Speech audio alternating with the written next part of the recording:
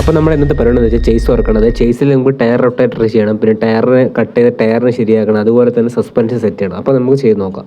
Already നമ്മൾ എന്തെങ്കിലും ടയറിനെ മറ്റേ ഹോൾഡറോടെ സെറ്റ് ചെയ്തിട്ടുണ്ട്. അപ്പോൾ നമുക്ക് ടയർ ഇതേപോലെ എടുത്ത് ക്ലിപ്പ് ചെയ്യാം. ഇനി നമുക്ക് ചെയ്യാനുള്ളത് നമ്മൾ ടയർ ടേൺ ചെയ്യണ സെറ്റപ്പാണ്. അത് നമുക്ക് ചെയ്യണത് എങ്ങനെയാണെന്ന് നോക്കാം.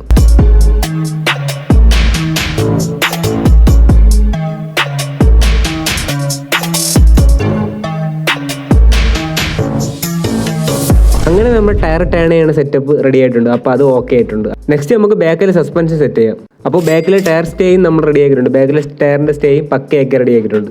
ഇപ്പോൾ നമുക്ക് ചെയ്യാനുള്ളതെന്ന് പറയുമ്പോൾ ഈ ടയറിൻ്റെ അകം ഒന്നുകൂടെ കട്ട് ചെയ്ത് ഒന്നുകൂടെ താഴേക്ക് ആക്കണം. അപ്പോൾ അതൊന്ന് ചെയ്ത് നോക്കാം.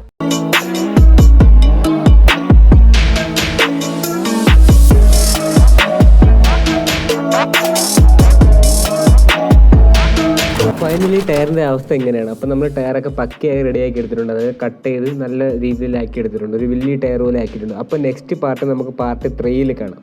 അപ്പോൾ ഓക്കെ, ബൈ ബൈ.